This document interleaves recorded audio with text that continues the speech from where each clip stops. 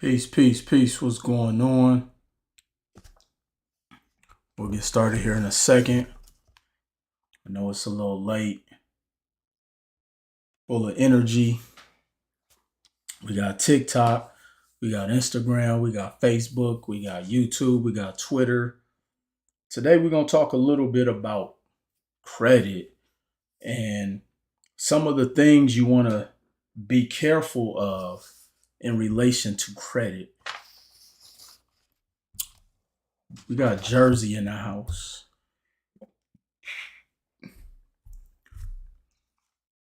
Y'all already know. Let me know where you're chiming in from. You definitely gonna want to take notes on this one tonight. Tonight is a late night session. Tonight is a late session. We're gonna talk about a couple things that I know potentially have gotten people jammed up credit wise.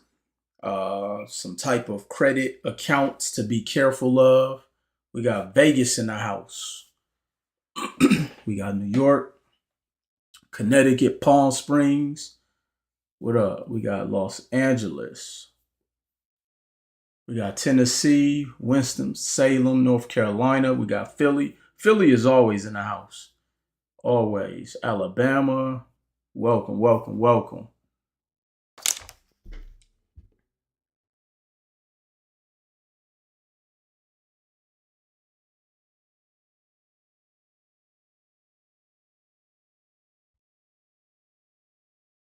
Get started here in a second.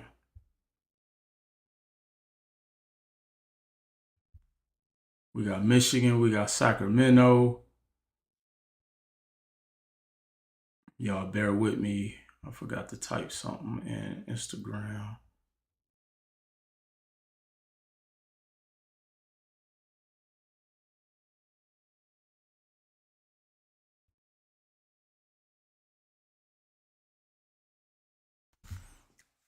Hey, hey, what up, what up, what up? We got Milwaukee in the house, Phoenix.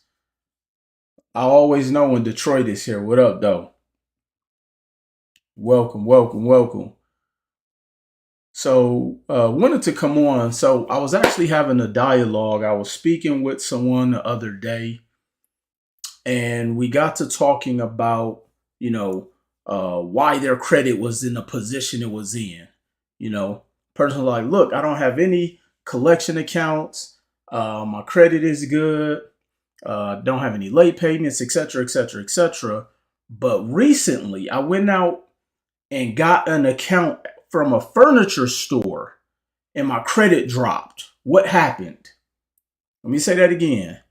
This person, I'm in Las Vegas, has had great credit, just bought a house, went to the furniture store, balled out, got some new furniture, credit score dropped, and they're trying to figure out why.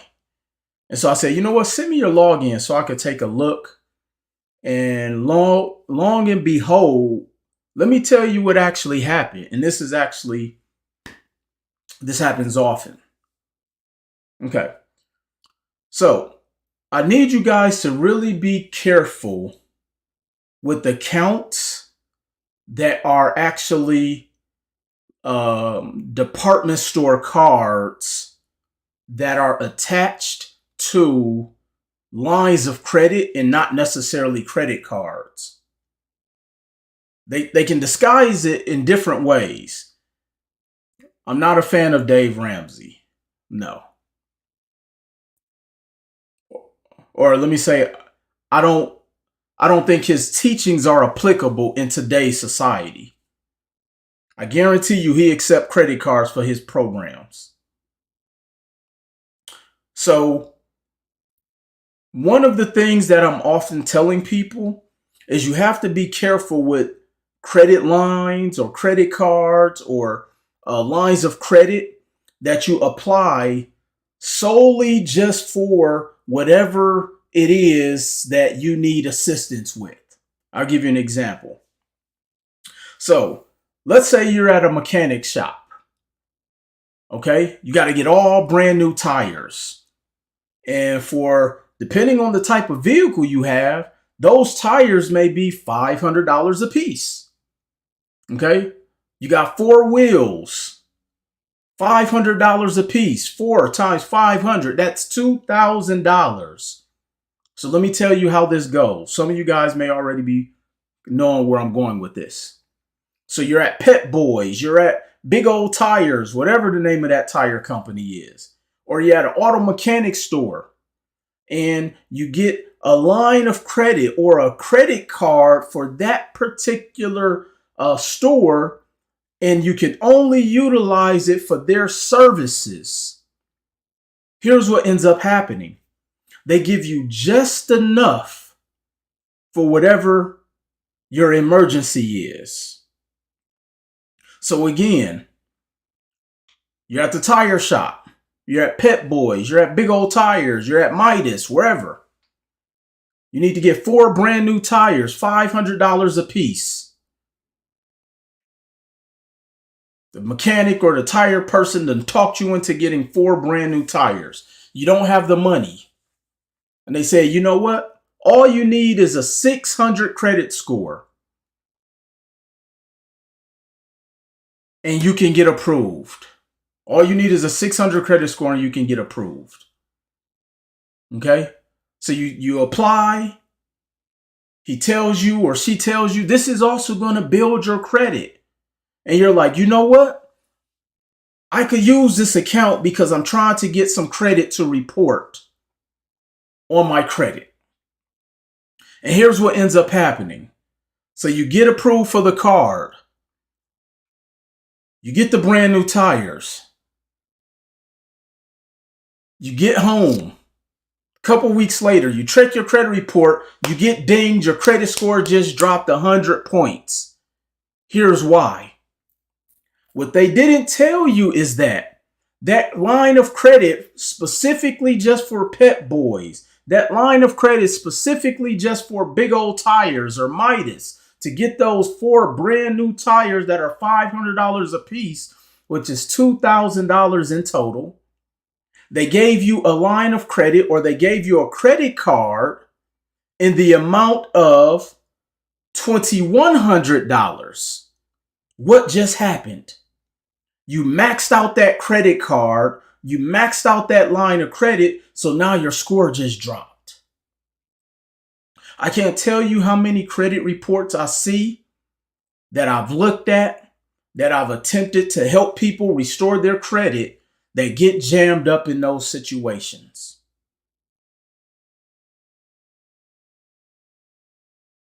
Same thing happens when you get that department store card.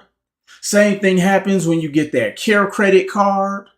Same thing that happens when you get a credit line from a specific department store or a specific vendor, a tire shop, a furniture store, something of that nature. And because they only give you enough just to get the approval, just so that they can cover for their product, your score just tanked. Because now you have a maxed out revolving account. Happy Black History Month. Yes.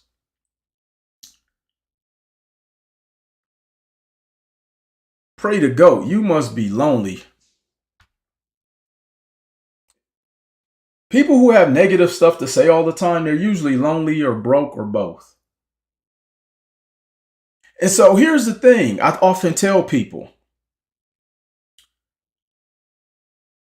the stores that you are going to, they don't know anything about credit. This is why it's important that we know this information. It's important that why we know this information. I may have got your name wrong, Pray to Goat. I can barely see this. See, we have to be very careful in why you should know this information, because there are different type of accounts out there that they are asking you to apply for, but it's maxing out your credit utilization. So even if it was $200 a tire, most people don't know tires are expensive. For my individuals who have been in this predicament, You may not need tires. You may need to get a radiator. You may need to get your whatever it is you need to get fixed on your car. You want to be very careful with these department store or companies that give you a line of credit specifically for that particular service that they are trying to perform. And those aren't the only type of examples. This is also common with care credit.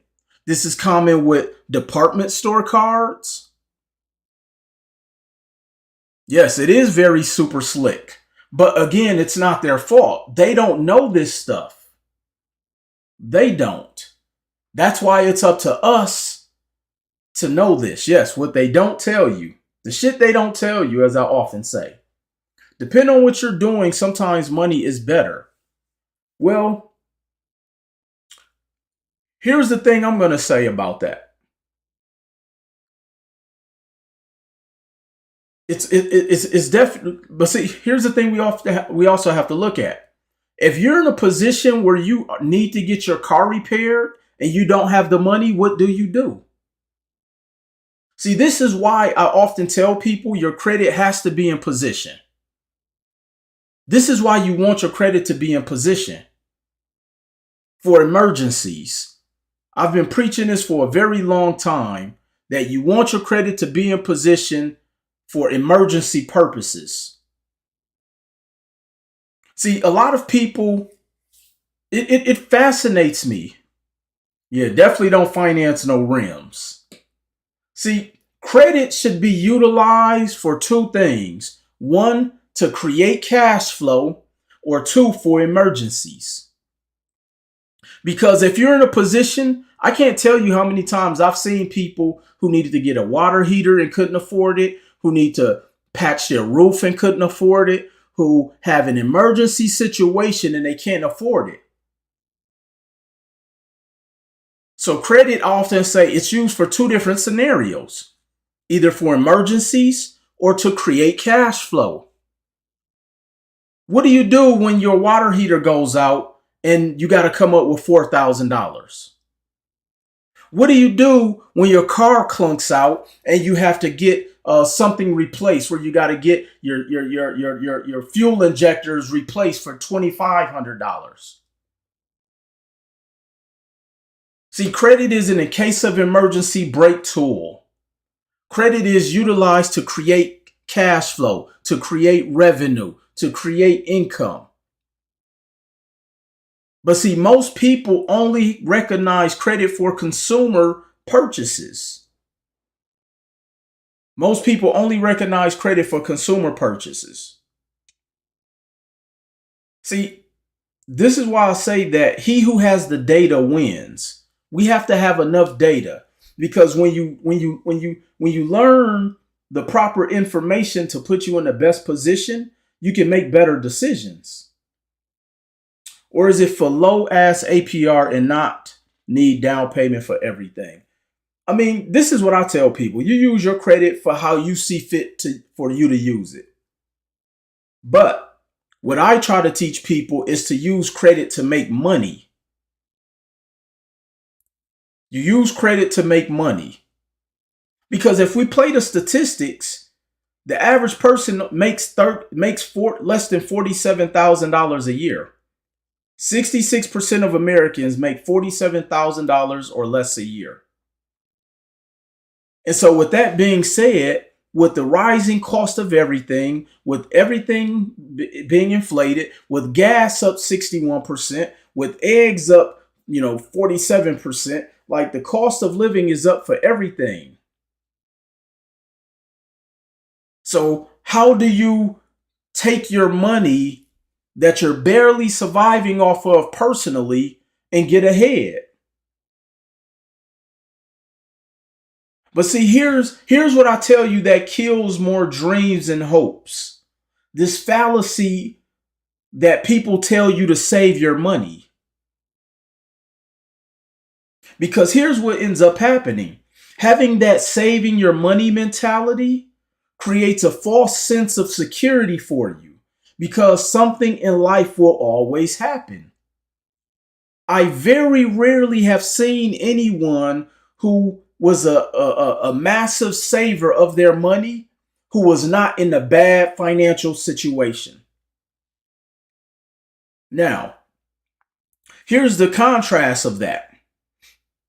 There are people who are frugal, because some people get it confused with someone who's frugal and have invested little bit at a time over time, versus someone who made an attempt to solely save their money in their bank account, and usually it doesn't turn out well for that individual, because somebody typed this in the chat: life will always happen. Not true. Saving money is investing in stocks. Saving money is not investing in stocks. Investing in stocks is investing in stocks. What I'm talking about is a savings account. And you can't control the volatile of the stock market. And I'm not saying not to invest in stocks. I invest in stocks. But I'm also going to invest in something where I know appreciation is inevitable. And that is through real estate. That is through real estate. Because like people are saying, life will always happen. And so the thing that I've really have understood and that I've learned on my journey is that we have to have capital to invest. We have to. And when you break down the numbers, and this is again, and I've been saying this for a while, this is why a lot of people usually go through life at a disadvantage financially. So I actually had a call today with a couple. They were investors, have been investing for a while, but they've been operating in a deficit. See, I know a lot of people who are investors who have like no money. Let me say, like, I've met a lot of investors who are like poor, and they'll tell you this: oh yeah, I'm cash poor, and the type of investments they're investing into has not caught up to make them profitable, even cash wise, meaning the velocity of their money moves extremely slow. This is why we need to learn these terms. The velocity of their money moves very slow. Let me explain to you. So when you don't have the proper data, okay, when you don't have the proper data and you just frivolously go out there and think that we are doing things right, which there's no right or wrong way to invest, but it's about what's the outcome of your strategy, of your investment strategy. And let me tell you what this particular couple were doing.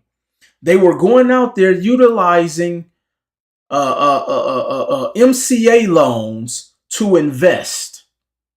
So they went out, they borrowed $125,000, and to service the debt on that $125,000, because they used it short term.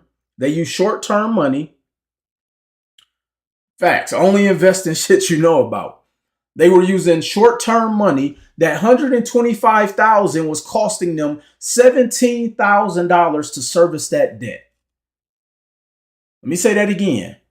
It was costing them $17,000 a month to service the debt on $125,000.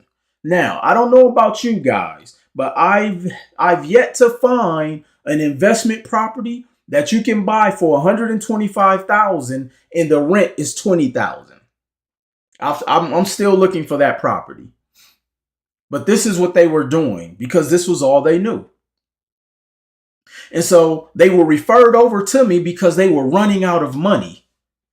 They were getting desperate. They were taking the money that was easy. See, this is what ends up happening. People start getting easy money because they don't know any better. See, when you don't have the right data, you put yourself at a disadvantage. Let me tell you what the definition of data. Data, facts, and stats collected together for reference or analysis. This is why I often say information is important. No, that wasn't wise at all. This is why I say intelligence, the root word of intelligence is intel, which is information, which is data. Having the proper data is the way to put yourself in a position to make better decisions. And is many comments in here that people are saying that, oh man, that's bad and I wouldn't do that. You'd be surprised the type of bad deals a lot of people get jammed up in because they don't know any better. They don't know any better. And so when I talk about understanding the four-step methodology, or as I call it, the four-step Roundtree methodology of wealth, of understanding, number 3 is overstanding money, overstanding the cost of money. We have to know what the cost of money is. Greg Weeks said, you really have to know your numbers. You do.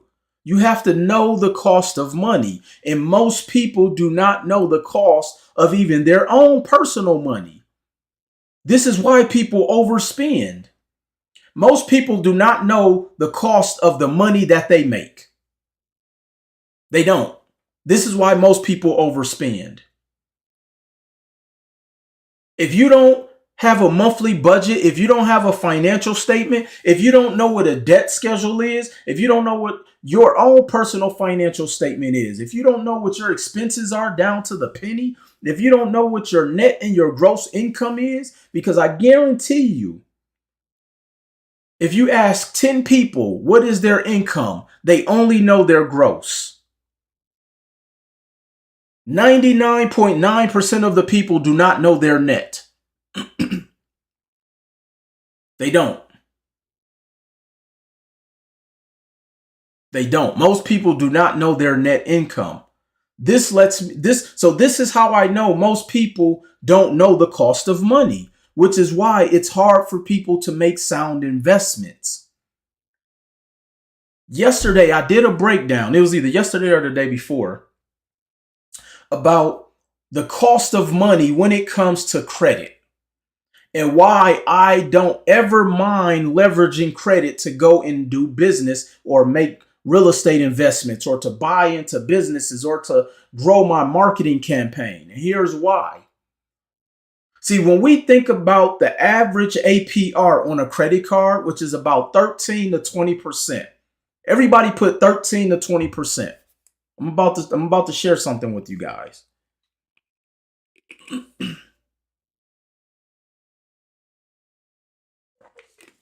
Everybody put 13 to 20%.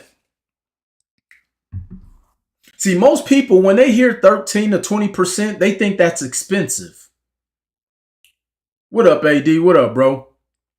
That's actually not expensive, and I'm going to prove it to you.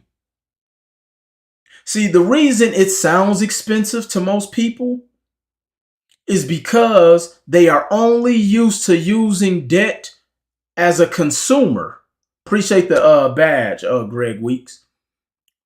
Most people are only used to using debt as consumers. And when you use debt as a consumer purchase and you're making minimum payments forever, because most people rarely get out of credit card debt because they've spent themselves into a financial ruin.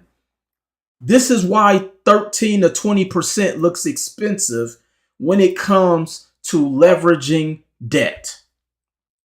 But when you understand the difference between structured debt and unstructured debt, and for the average person who cannot save enough money to invest in something, this is the only vehicle and only strategy you have to get ahead. This is why I'm not a fan of Dave Ramsey, because he basically teaches people to stay poor.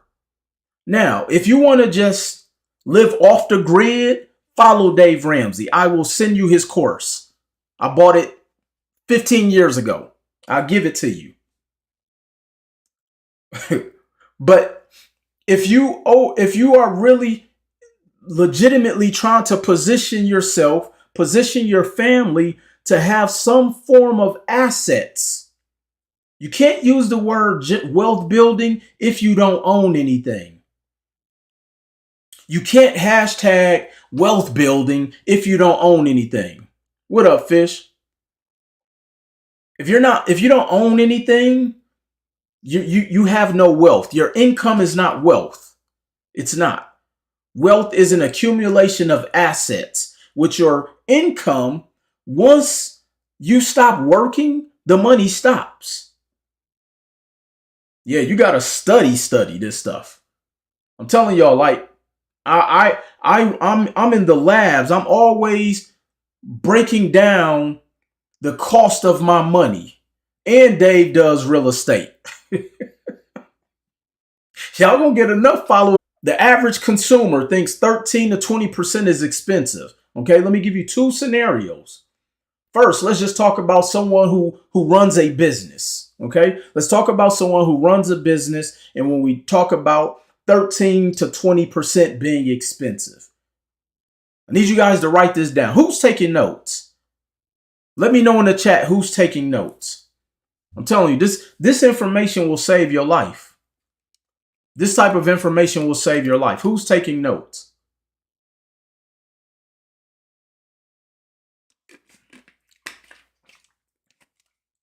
All right, so you guys see me writing. That's how I keep stay on track. All right, so let's say you have a business, okay? And you need to invest in inventory. You need to invest in marketing. Things that most businesses are scared to invest in because they don't know where they're going to get the money. Things that people, Big Will got my credit A1. Appreciate that, Queen. Thank you. I haven't seen you in a while either on here. Okay, so imagine you got 10,000 that you need to grow your business. The average business can start, scale, and grow with $35,000. Let me say that again. The average business can start, grow, and scale with at least $35,000 dumped into their business. And when I tell you how much the debt servicing is on $35,000, it'll blow your mind. Okay, so let me break this down. Let's just start with 10,000. Okay, $10,000 on revolving credit at 20% is only $266 a month. Somebody write that down. $10,000 of revolving credit at 20% is only $266 a month.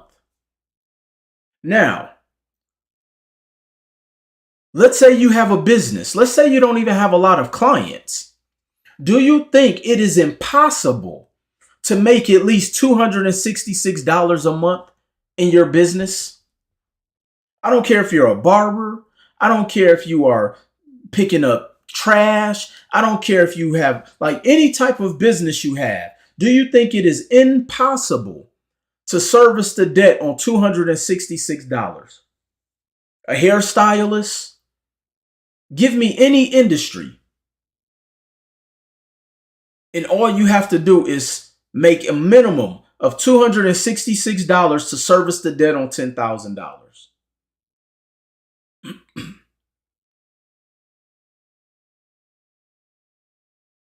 Now, I just broke down and I told you that the average business can start, scale and grow, start, grow, and scale with $35,000. These are statistics. You can actually go to Fundera. I think that's the name of the website. Fundera, something like that. Fundera, yeah. And these stats are out there. Not the stats for the debt servicing. You can use a debt servicing calculator to calculate this. This is 5th grade math, really. So you can't service the debt on $266 a month only if you're lazy. I agree. You have to be pretty lazy not to be able to service that debt. Okay, so let's say $35,000. Okay, Do you calculate the cost of making your money in categories such as tax deductible and non-taxable? So this is where you start to learn about your gross and net revenue. But all I'm simply saying is, without confusing people for that particular question, right now we're only focusing on how can I service the debt that I leverage. Okay? We're only focusing on debt servicing right now. Okay? So now taking the $35,000 is okay, so the 266 is the utilization rate. No. 266 is how much it's going to cost you to pay back $10,000 of revolving credit.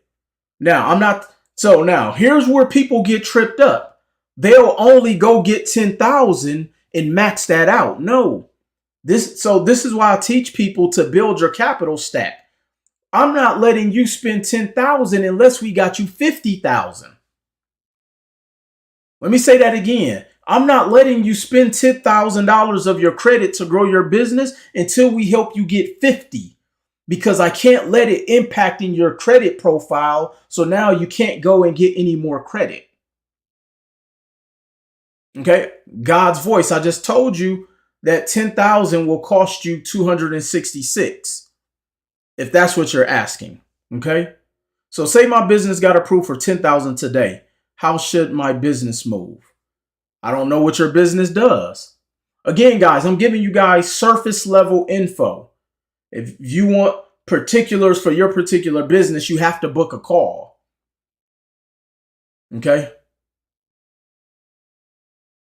Yes, I can help turn your business around, but let me school the people first. Okay. So now, I'm not letting you just go get 10,000 and then you spend it. We're going to build your capital stack so that way we don't overutilize the credit. We don't over leverage in credit. That's why a lot of companies end up going bankrupt, because they over leverage themselves.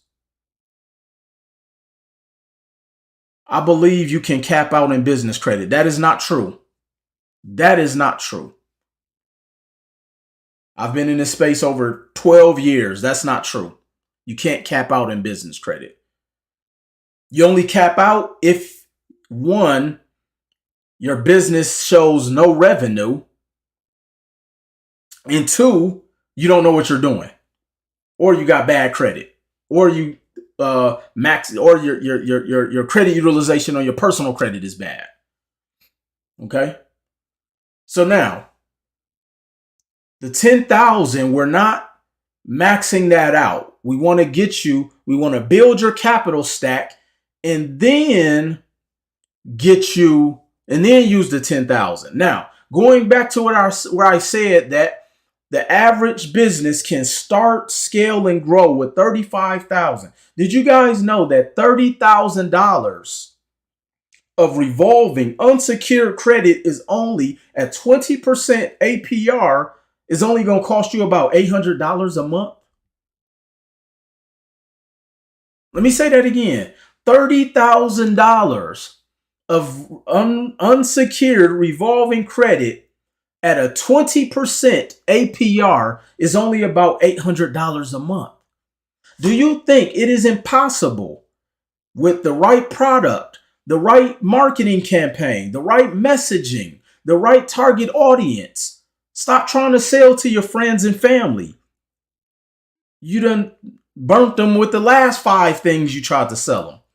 Stop thinking just because you're popular, you don't have to invest in marketing.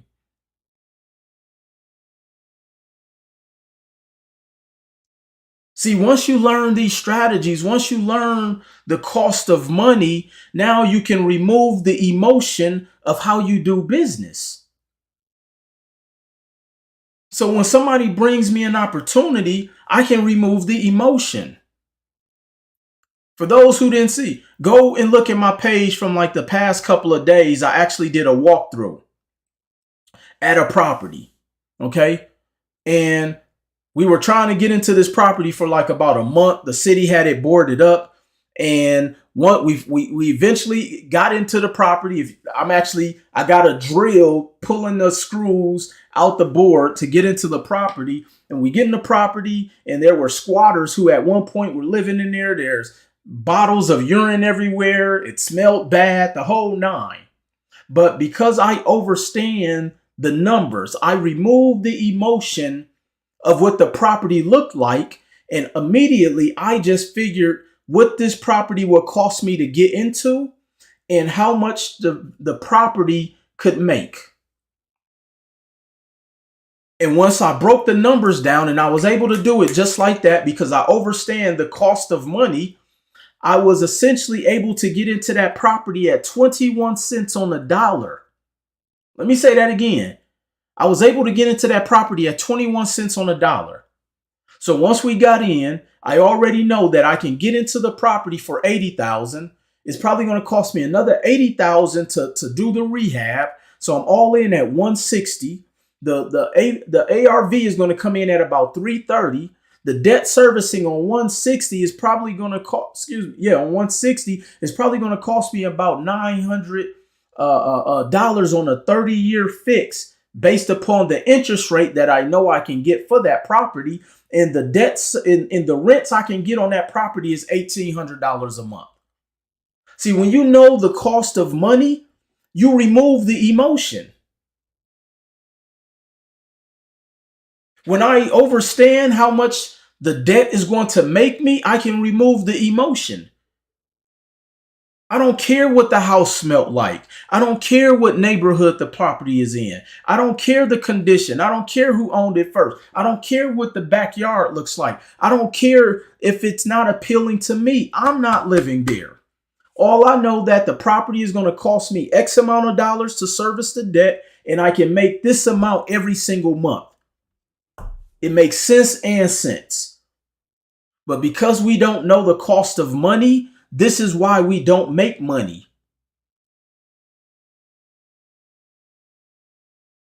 When I'm ready to drop a marketing campaign, I don't mind spending $50,000 on marketing for a particular campaign because I know if that $50,000 I invest that I'm going to pull from my credit cards is going to put me in front of 50,000 people, and my average purchase price or my average cart or my average net revenue from that particular product that I'm offering is $5,000. All I have to understand is how to convert enough people so that I at least break even.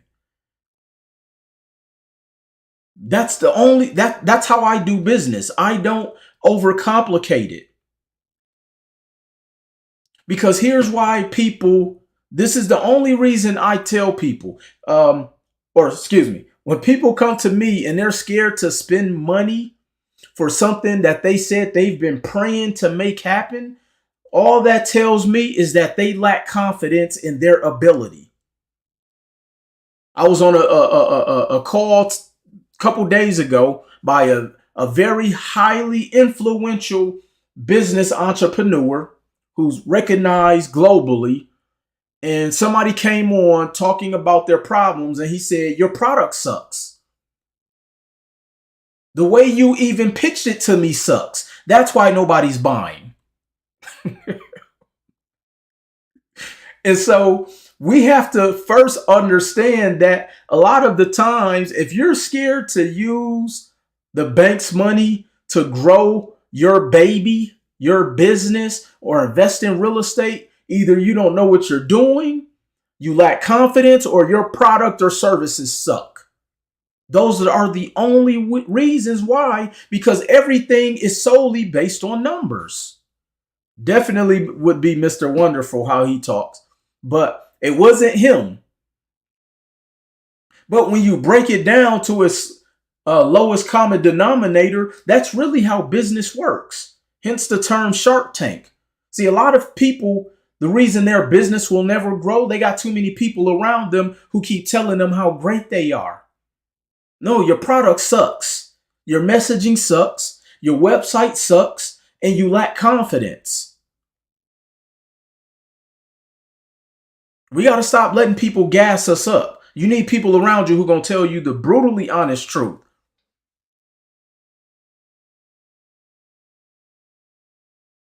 I had a client who booked a one-on-one strategy call with me. Well, he wasn't a client at the time. He called my office. My team scheduled him with a one-on-one strategy call with me. And that shit can't suck. You have to do competitors analysis. Competitors analysis is irrelevant. It's only it let me not say that. Let me not say it's irrelevant. But competitors analysis is only applicable if you don't stand out.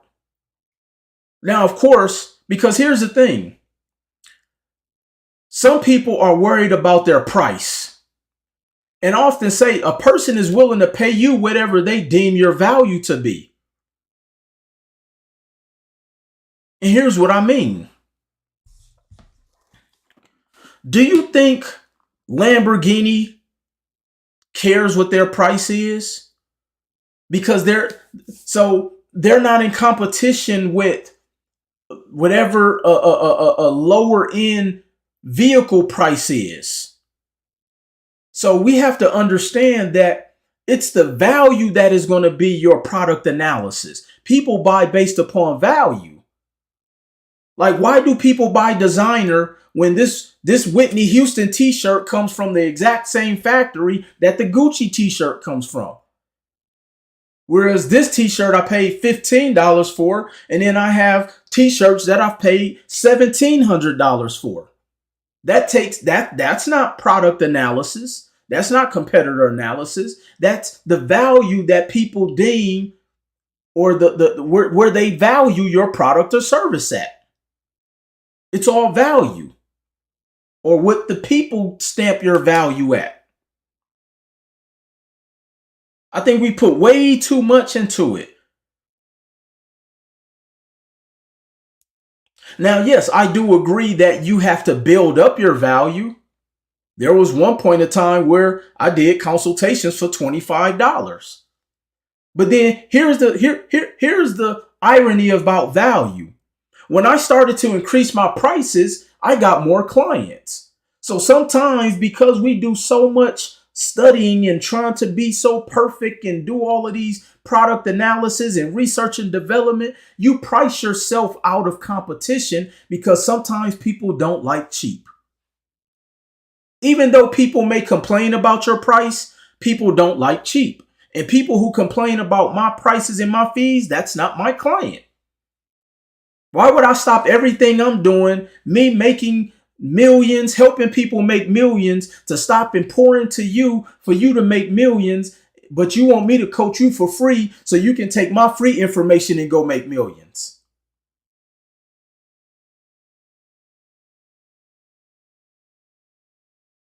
But see, when you overstand the value, when you overstand your numbers, when you overstand these concepts and strategies. And then I always find it interesting when people are in my inbox trying to correct me, but they don't, their business is suffering. Like, how can you give me advice and your business is suffering, but you want me to coach you? I got 20 years in the game. And I'm not saying that as a flex. I'm just saying, like, if I don't do it, it's probably because it doesn't work like that. See, I come from a different era of entrepreneurs. Completely different era. Like, I got my coaching from back there was no internet back when I was investing in mentorship, which I still invest in. I don't even talk about what I do because the average person can fathom. I remember it slipped out of my mouth one time when I told some people who I knew that I invested $120,000 in coaching, and the coaching was for 90 days. And this person, and somebody said, I would never do that. And I said, that's why you will never get to the next level. Because that $120,000, In month 4, I did 450 in revenue in 1 month. So I would so you so this is why we have to value the value. This is why we have to overstand value. This is why you have to believe in your product, believe in your service, not be scared to invest in the data. That's the only way you're going to win. I don't make emotional decisions. See, I was buying in markets in real estate before anybody else thought it was cool. I've been telling people to buy in Milwaukee, Wisconsin for the past 7 years, and people used to laugh at me. I would take people onto the city's website and they would see houses for like 5,000, 7,000, and people thought it was a scam. People were laughing. People were saying, you will never make money there. Now everybody and their mama trying to invest in Cleveland and in Milwaukee. And those same properties I was spending 5, 10, 15,000, now worth 150, worth $180,000. Those same properties that I was investing $2,000 and putting 20,000 into it, and I'm all in at 25,000. I'm getting $1,150 a month in rent. Meanwhile, they're buying and investing, and they're all in at 300,000. The mortgage is 2,900, and their rent is $2,000. They're upside down. But that's because I've never followed trends. I follow patterns. I don't do what's popular. I do what's profitable. I don't do what's cool. I create cash flow. That's what sets me apart. That's what my focus is. I was doing Toro before it was cool. Now you got people who trying to get into Toro now, and that's a dying market right now. People still overpaying for vehicles that have no value. When people was trying to do luxury vehicles in Toro, I told them to do economy cars. Now look. So again, data is important. Overstanding the cost of money is important. Knowing about credit, learning how to use debt to make money, knowing what your financial statements look like, knowing what your cost of money looks like. You can't save yourself to prosperity. It doesn't work. I've never met a person who saved all of their money, who lived the lifestyle at retirement, because you will eventually run out of money. That money in that savings account dwindles very quickly when you have no other way to replace it.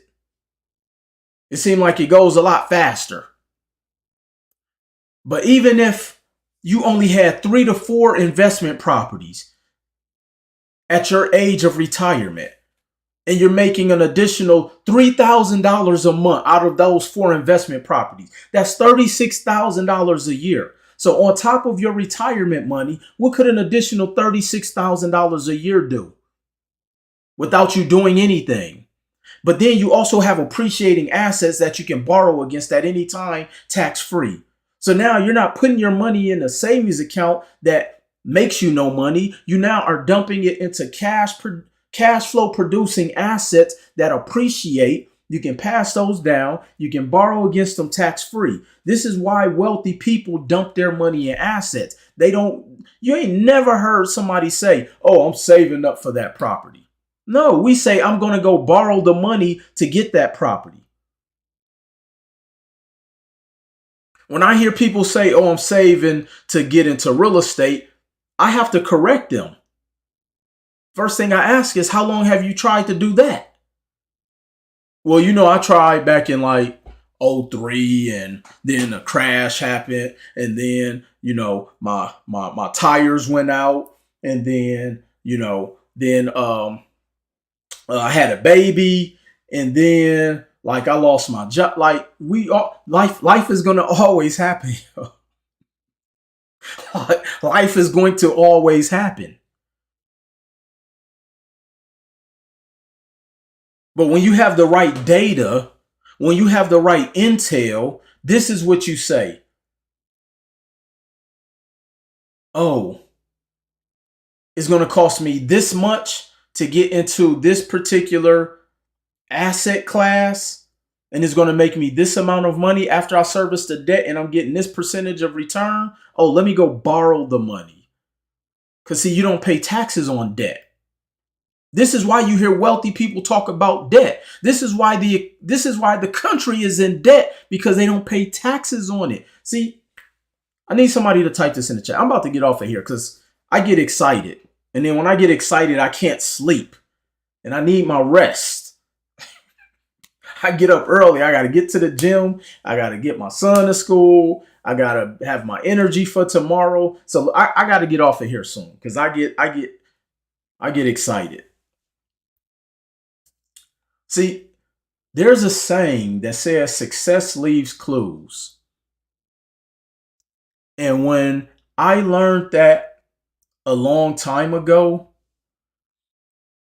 it removed the emotion from me, from me ever asking someone their opinion on a business decision that I'm going to make. Let me say that again. When I learned that success leaves clues, I've never asked someone their opinion on making a decision business-wise. You want to know why? Because most people go out there and ask a business decision about, making money decision about, usually are in a worse financial situation than you. Like, why would I go ask somebody who ain't never made 7 figures and I done 20x that on how to do a $1 million play? Some of y'all are making 6 figures even just in your regular income right now. And you're asking people who make 3 figures a year their advice on business. And I'm going to tell you why people do that. People do that because the person who they ask, they feel they respect them either because of their age or because they think they're smart. Let me say that again. People ask broke people their advice because of their age, which means they usually respect them. There's a respect factor, or they think that they are smart. And when I learned the definition of the word smart, which in layman's terms, it means to be quick-witted with intelligence. But because we have equated smart with having a degree, with knowing the presidents, with knowing how to speak politics, with knowing how to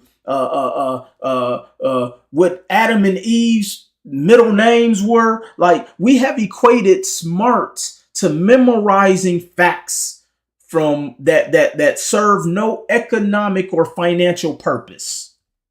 That's what we've equated being smart to. And so we go and ask someone who we think is smart financial advice. And then this is what they say. Well, if it was me, this is what I would do. But if you guys notice, anytime I've ever given information, no advice, I always give you facts. You can go and fact check all of my data. I give you the numbers. I give you the cost analysis of every single thing that I recommend that you do. I don't say, oh, I feel you should do it like this. No, I say, no, this is what you should do. But let me tell you why you should do it like that. Because when you do it like that, this is the result you will get.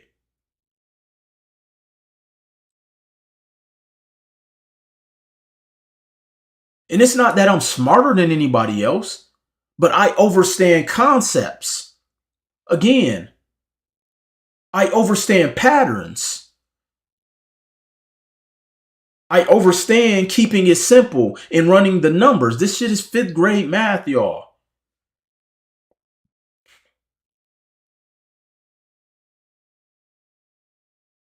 People will go and ask someone, what do you think about this? Well, what I think is And when anytime somebody say that, because even, and I know that's a part of our lexicon, but even when I'm dialoguing with somebody, I always correct myself. Because here's the other thing: the people who are speaking to you from experience have nothing but bad experiences. Yo, I laugh at myself because I play these scenarios out in my mind. And I play them out in my mind because I was once that person. And I think about all of the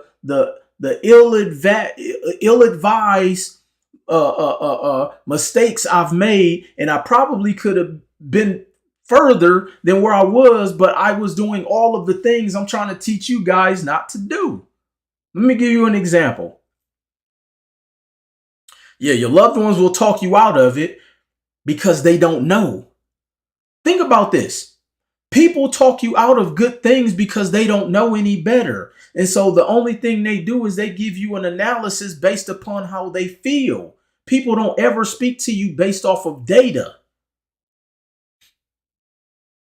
I remember in 2000, this was around the Persian Gulf War.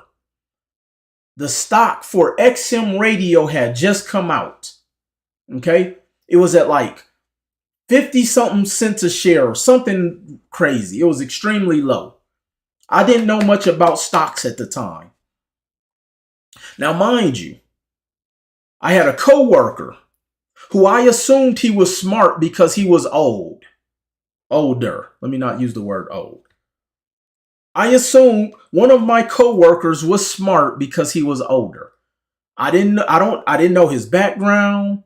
I didn't know like what his financial situation looked like. His car was actually raggedier than mine, and I know that's not a word. And I'm not even going to say that that's a barometer because it's not. But he didn't know what the hell he was talking about. And I'm going to tell you why. Let me tell you what he told me. Let me tell you how he gave me advice, because y'all better be careful because they out here. So I said, hey, radio is going to satellite, just like how back then satellite TV was still new. Direct TV had just kind of come out. You had XM radio, so now we have satellite radio. FM and AM was the thing of the future, of the past. Okay, and I asked my coworker, hey, XM radio stock is like very cheap right now. What do you think I should do? And this is what he told me. He said, man, I don't know, because I feel that it may not go anywhere because the country's about to go to war. And if the country go to war, like everything is going to tank. And I said, you know what? You're right. I didn't challenge him. I didn't ask, well, why did you say that? I didn't ask for statistical data. I just said, you're right. Because I assumed he was smarter than I was because he was older. But he gave me information based upon how he felt. And let me tell you what ended up happening. XM radio, that XM stock went from like, and again, I don't remember, it was like 57. This was way back in the day, over 20 years ago. And it went from like $57 to like 57 cents to like $7 in less than that year. Took off. And it was at that point I said, I will never take advice from somebody again based upon how they feel. If I can't get all of the data, or if they can't share with me proper data, if they can't provide me information, if they use the word I feel or I think, because most people don't know how to think, go and break down how thinking is actually done. The only way you can think is when you have informed data so you can make an informed decision. But when most people say, I think, that lets me know they don't know what the hell they're talking about. When somebody say, oh, I feel that this stock isn't going to go anywhere, they don't know what they're talking about. And ever since then, I've never asked people their advice on decisions for my financial future. I will go and pay to get the information because it's a lot cheaper. Let me say that again. I would rather pay for the information because it's a lot cheaper. I think I just saw my brother Tony the Closer come on. I would rather pay to learn how to wholesale than somebody tell me, I think this is how you do it. Because you will spend more money thinking your way through what doesn't work versus spending the money or investing the money to get it right. This is why we're broke as a community. Because we spend too much time thinking and feeling without proper data. This is why I don't have to focus on selling courses. Because I have the data to go to the bank and get money anytime I need to, so I can invest into real estate, so I can invest in the best coaches, so I can invest in the best information. And I'm no different than any of you. You guys just don't have enough information to make deep, informed decisions. And you need to stop trying to think and stop trying to figure it out. Because when I think of the word somebody trying to think, like when somebody reaches out to me on my team and they say, let me think about it, that lets me know they don't have enough information. Because usually when a person say they want to think about it, they're going to go ask their spouse who doesn't have enough information to help them make an informed decision. They're going to go ask their neighbor. They're going to go ask their girlfriend. They got their homeboy, their coworker. They're going to go and ask someone who does not have enough information to help them make an informed decision. This is why a lot of people's lives are in shambles. Y'all got too many people involved in y'all thought process in your life. This is why I don't ask people relationship advice. This is why I don't ask people money advice. This is why like, yo, y'all got too many people's opinions involved in your day-to-day life. And they're giving you information off of failed experiences that they've had. And not saying that experience doesn't make you better, but most people never improve from their failed experience, which is why they continue to stay in the situations that they're in. So when people come to my page and they try to correct me and give me information, but they're still in ruin, I have a problem with that. Especially if they're not willing to listen, because both of us can be right, and I'm fine with that. But I'm also going to challenge you to do better, fam. I tell people all the time, I want you to be more informed than me, but then use your voice to go out there and make money. There's so many talented people out here in this world, but because they're so critical of everything, because they don't know how to think properly, this is why they got all of this knowledge and talent, but they're still broken financially and mentally. Get out your feelings and learn how to get out there and position yourself. And if you learn the cost of money, maybe you could pay somebody to help you get out of your situation. But that makes too much sense. And sense. All right, y'all. I got to wrap it up. Let me see. 11:30. I told you I could literally go all night and teach, because I really do enjoy when I'm communicating and when I'm dialoguing. But I think a lot of the times that's the only way we can learn, because we got too many people around us lying to us and telling us our lives are great.